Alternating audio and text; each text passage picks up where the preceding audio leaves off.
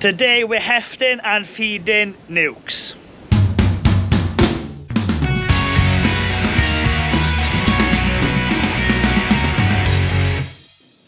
Hello, I'm Griffith, welcome to Winning Griffith. Here we talk everything beekeeping, farming, countryside living, and we do reviews as well. Now, follow up from last week's video. We are going to be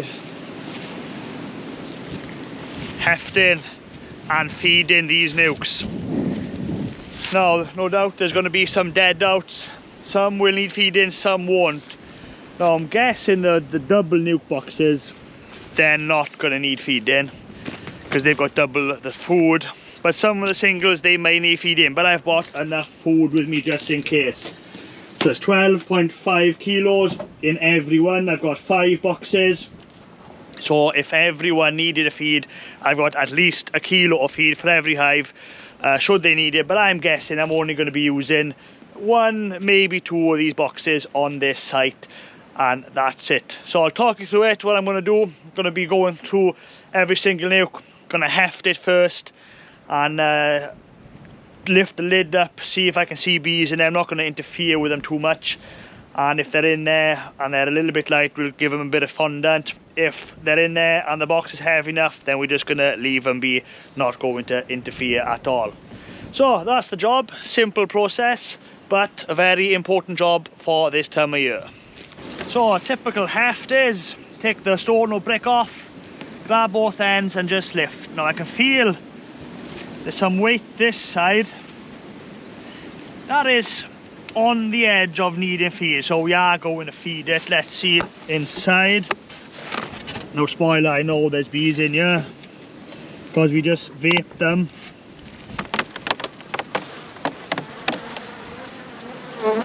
So that makes sense. The bees are on the left side. They're lighter that side, but they got feed this side. So we are gonna put some feed in there. So what do I do with Bakers Fondant? Come back here. It is very windy, so hopefully the audio is pretty good.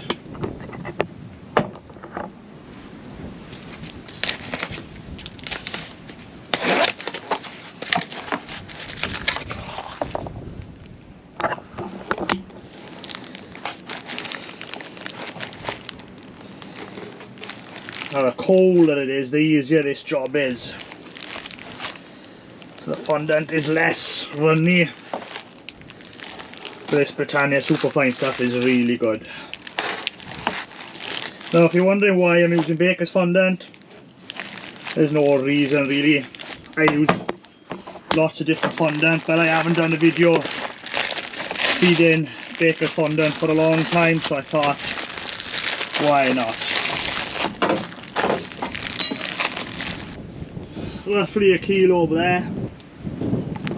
Now this would work better if this was wrapped in plastic, but feeding a Pains nuc, it's not that easy, and I haven't got any plastic bags, so we're just going to slide this across.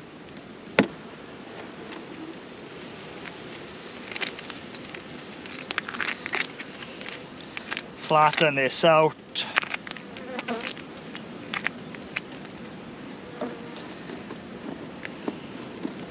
Drop it down,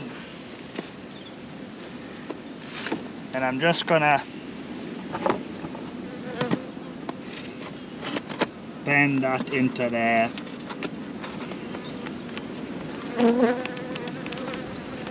Just so the bees can get at it, just to know that's there.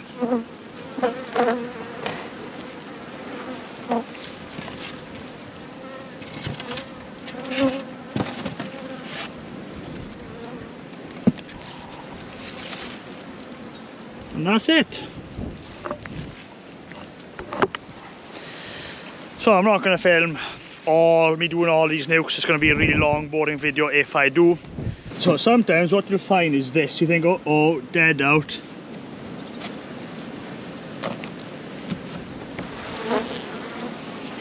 But they're down in the bottom box. There's plenty of weight to this,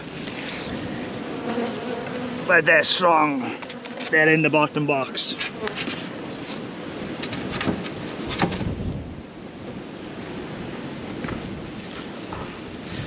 So don't be alarmed if you don't see bees at the top all the time. Chances are they're in the bottom box. One thing you will see more so with the panes nucs is you will get condensation because it's warm inside the hive. Warm air rises and the original roofs are thin.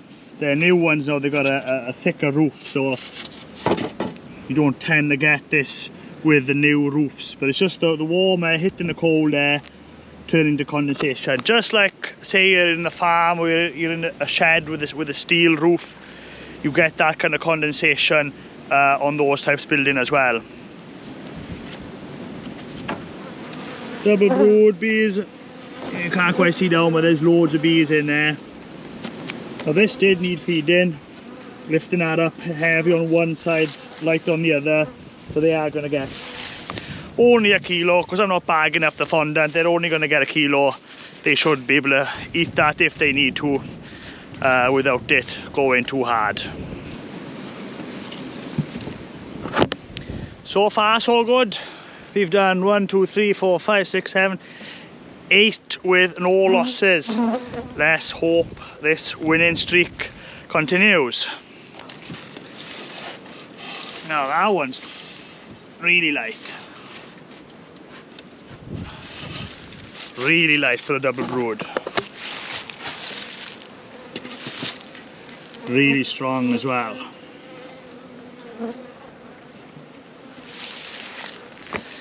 Well, glad I'm here today. Oh, here's a nice one. This one that says Alex, that's border honey line. These are actually for sale. Very nice. And all the way down in there as well.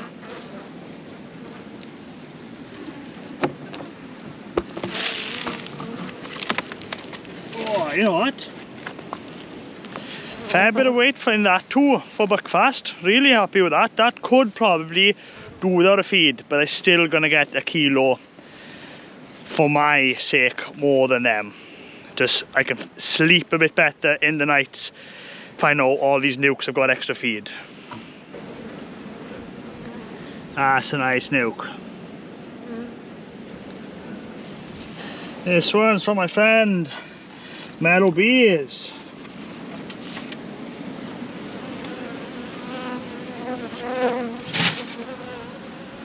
Very nice. A bit on the angry side, but very nice looking nuc.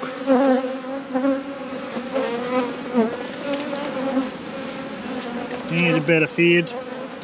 That is a lovely nuc.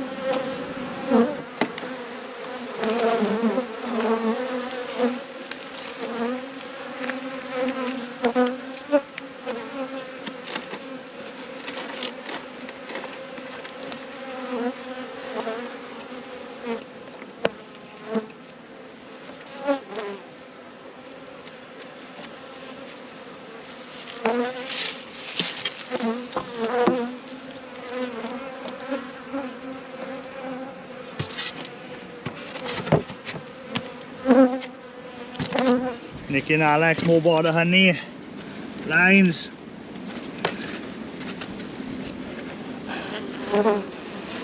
Yeah. No losses so far, but you will see these gaps. They were losses before. If you go back to my videos of back in the late summer doing nucs and splits in here, you'll see that I was starting to get gaps from failed queens. But so far, things looking really good.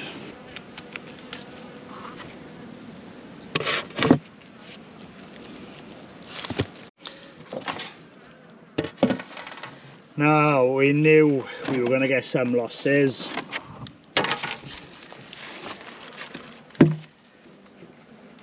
Totally dead. You see by the mold, been dead for a while.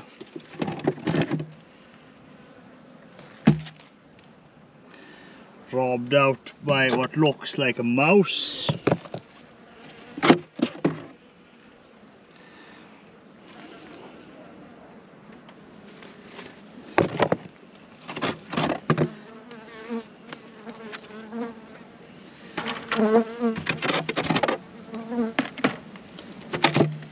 This does happen, some drone, and only drone brood, which would indicate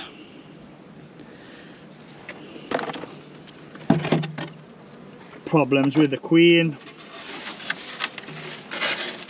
Small cluster of dead bees. Get a bit of light on in there.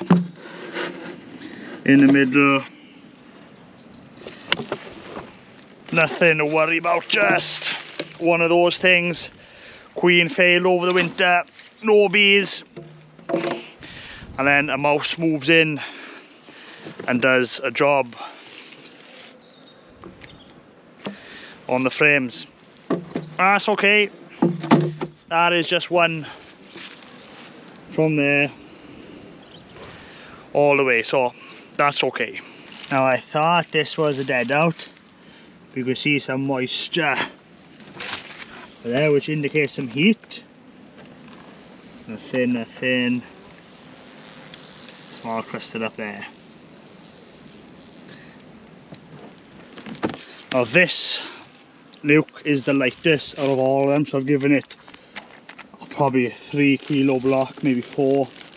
Because that's such a big block, we are going to cover that plastic.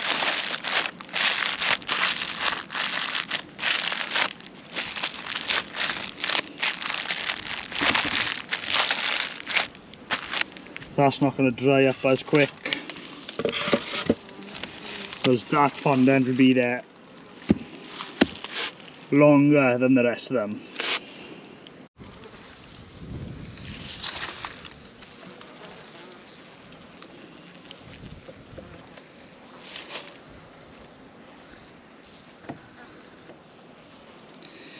That's a strong one.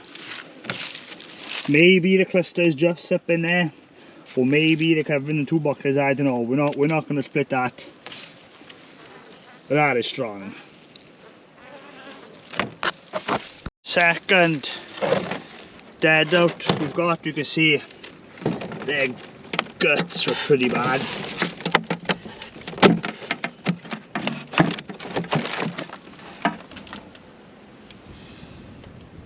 Drone comb again. Yeah, honey left on you, not a massive amount. But they had food. A lot of food on that frame. No mouse in here, but basically just a classic queen stops laying or dies or whatever happens, and the hive just dies out. Quite natural, but you know, this is to be expected. We're dealing with livestock. Where there's livestock, there's dead stock. Doesn't matter whether you're keeping bees, sheep, cows, horses, chickens, anything, you get losses. And you know, quite lucky here, we've been right round the line. We had 1 loss there, right round again, and we've had the 2nd loss, and then hopefully no more losses there. But you know, that is it with beekeeping. You know, you can lose up to 20% of your bees in the winter. The average probably is about 5 to 10%. But that does happen, unfortunately. That's just part of farming any kind of animal. So never feel bad about losing bees, whether you lose them in the summer, you lose them in the winter. This is a natural process of beekeeping. And if it was easy, everybody would be having 1,000 hives in the back. But unfortunately, there's lots of variables and reasons why we can't do that. And winter losses is a big part of bee management.